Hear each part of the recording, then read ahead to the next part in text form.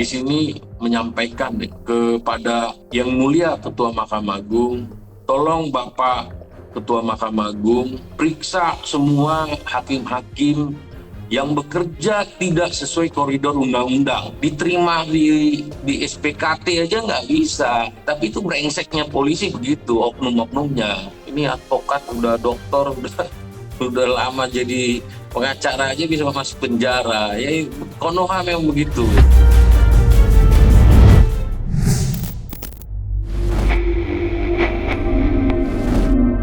Lagi-lagi dugaan peradilan sesat yang dilakukan oknum hakim kembali terjadi. Usai vonis yang dijatuhkan pada Rasman Arif Nasution menjadi sorotan lantaran divonis bersalah dalam kasus bersama klannya Iklim Hakim. Kini giliran advokat senior Togar Situmorang yang menjadi korban peradilan sesat oleh oknum hakim Pengadilan Negeri Denpasar. Bagaimana tidak? Togar Situmorang dinyatakan bersalah dengan dijatuhi hukuman 2,5 tahun penjara atas perkara penipuan senilai 1,8 miliar yang dilaporkan kliennya, Fanny Lauren Christie, yang dikenal sebagai pemenang gelar Putri Indonesia Persahabatan tahun 2002. Menanggapi vonis Hakim Pengadilan Negeri Denpasar, Togar Situmorang bersama tim hukumnya berencana mengajukan banding ke Mahkamah Agung. Dalam pembelaannya, kuasa hukum Togar Situmorang Rinto Maha menyinggung adanya undang-undang advokat yang dilanggar oleh Majelis Hakim dalam menjatuhkan putusan. Seperti diketahui dalam putusan Mahkamah Konstitusi, profesi advokat menjadi salah satu profesi yang mempunyai hak imunitas, di mana para advokat tidak bisa dipenjarakan, baik di dalam maupun di luar persidangan, dalam rangka membela kepentingan kliennya.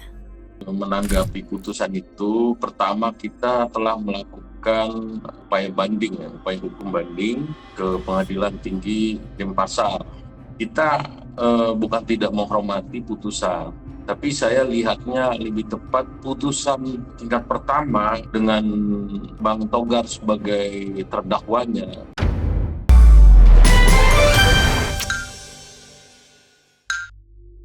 Saya lihat itu putusan yang sesat ya. Kok bisa hakim dalam pertimbangan tidak hati-hati ya memasukkan istilah surat kuasa dan honor seorang advokat sebagai pertimbangan bahwa itu delik tipu gelap. Ya tentu saya kecewa lihat putusan semacam itu karena tidak berdasarkan norma yang diatur di dalam undang-undang, khususnya undang-undang advokat. Ya kalau berdasarkan putusan MK ya bahwa seorang advokat tidak dapat dijatuhi pidana atau tidak dapat dituntut secara perdata baik di dalam maupun di luar pengadilan. Kita berharap pengadilan banding melakukan pemeriksaan ulang. Tapi kecewanya lagi, saya lihat bahwa pengadilan banding tidak merespon surat kita itu. Pengadilan itu benteng terakhir masyarakat mencari keadilan. Kalau masyarakat aja, masyarakat kecil mudah dikriminalisasi, ya itu apalah. Ini advokat, udah doktor, udah lama jadi pengacara aja bisa masuk penjara. Ya Konoha memang begitu. Sebelum kasusnya mencuat dan menarik perhatian publik, pengacara senior Togar Situmorang terlibat perselisihan sengit dengan kliennya, Fanny Lauren. Dalam laporannya, Fanny menuding pengacaranya melakukan dugaan penggelapan dan penipuan melalui mark operasi anal senilai 1,8 miliar. Menanggapi tudingan Fanny, kuasa hukum Togar Situmorang balik menyerang. Jika keperluan operasional adalah hal yang wajar dalam penggunaan jasa seorang advokat, sebagaimana perjanjian yang tertulis. Terlebih, Togar Situmorang menerima 21 surat kuasa untuk menjalankan pekerjaannya itu. Tidak itu saja, Rinto Maha menyebut perselisihan antara seorang pengacara dan kliennya seharusnya ditempuh melalui kode etik advokat, bukan menempuh jalur pidana. Oleh karena itu, ketika laporan Fanny diterima kepolisian, Rinto Maha menyebut adanya dugaan keganjilan yang dilakukan para oknum kepolisian hingga menerima dan menindaklanjuti laporan Fanny. Kalau misalnya ada orang atau klien itu komplain dengan istilah-istilah bahwa mereka tidak puas pelayanan dari advokat itu dan dia merasa wah ini nggak sesuai nih dengan kinerjanya, upaya yang ditempuh itu adalah upaya administrasi, sudah diatur di dalam undang-undang advokat. ya ada di situ disebut tentang Dewan Etik ya. Dewan Etik itu kan mengatur tentang laporan masyarakat terhadap oknum advokat atau dianggap melakukan serangkaian pelanggaran. Itu lapornya ke situ. Istilahkan itu kan advokat itu bukan lembaga pribadi tapi lembaga atau organ negara. Kan di dalam kekuasaan kehakiman itu udah diatur apa-apa saja bagian dari kekuasaan kehakiman. Selain hakim itu ada penyidik, ada polisi, ada jaksa sebagai penuntut, ada pembela umumnya, ada advokat. Lalu ada yang melaksanakan putusan, itu yang di lembaga pemasyarakatan atau lapas, sipir namanya. Jadi seharusnya ke situ. Ya katakan dulu merasa jadi korban dari advokat, itu larinya ke situ, ke Dewan Etik. Jadi mulai dari polisi melakukan penyidikan, padahal jelas ada 21 surat kuasa, lalu masuk ke penuntutan, itu dijadikan barang bukti ya. Ini cilakanya surat kuasa itu dijadikan barang bukti, lalu diputus di dalam satu pertimbangan pengadilan, itu rangkaian namanya peradilan sesat. Jelas memang ada undang-undang tapi ditabrak semua. Harusnya hakim kalau dia jujur, dia punya integritas, itu minimal NO itu tidak dapat diterima karena tidak ada laporan ke Dewan Etik. Itu harusnya diperiksa dulu. Jadi apalagi terlebih hubungan antara saudara Togar Sitomorang dengan bekas lainnya itu kan hubungan kontraktual. Tidak serta-merta hubungan kontraktual itu dibilang delik tipu gelap, ya dibuktikan dulu. Kasus yang menjerat Togar Sitomorang sebelumnya sudah dinyatakan SP3 pada tahun 2024.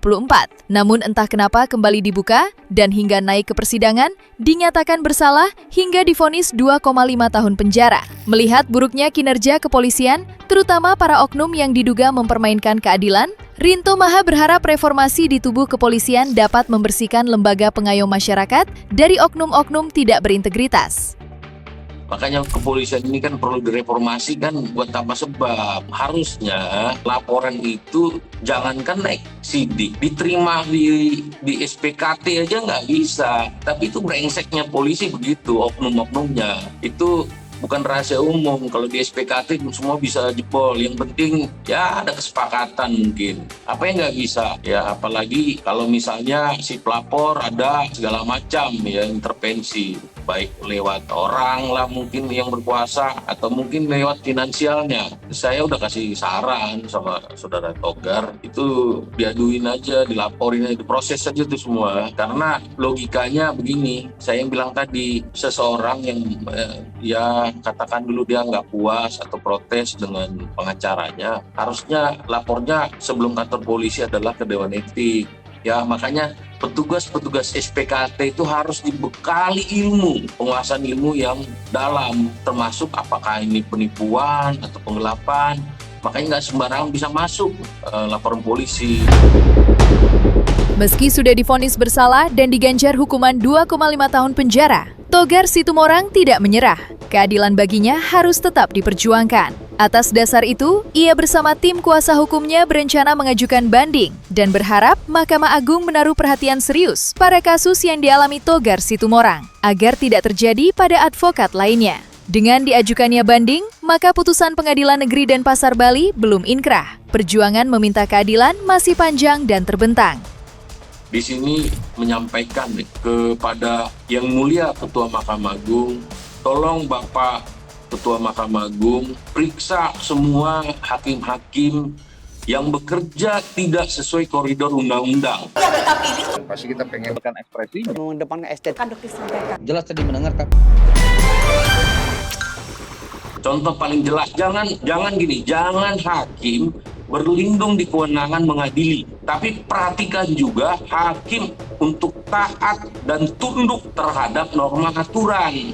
Kalau hakim mau berpendapat bahwa adanya pelanggaran, dugaan pelanggaran, itu sebelumnya adalah masuk ke Dewan Etik Profesi. Sama seperti hakim, apabila ada oknum hakim diduga melakukan pelanggaran pidana, larinya langsung ke pengadilan begitu, ke kantor polisi, kan enggak kan? Kalau enggak, kenapa sama pengacara kalian bisa bilang itu bisa gitu loh. Desakan saya, Ketua Mahkamah Agung untuk bertanggung jawab, memeriksa semua bawaannya hakim-hakim itu agar lebih diperhatikan integritasnya. Jangan tabrak aturan, itu maksud saya. Hakim yang memutus dalam pertimbangan itu hakim zalim namanya, ya, itu wajib diperiksa oleh Dewan Pengawas Mahkamah Agung, ya, Bawas. Jadi Mahkamah Agung juga bertanggung jawab, apalagi pemerintah saat ini sudah menaikkan gaji-gaji hakim 300%. Nah, hakim itu sekarang gajinya udah di atas 50 juta, apalagi tingkat PN kelas 1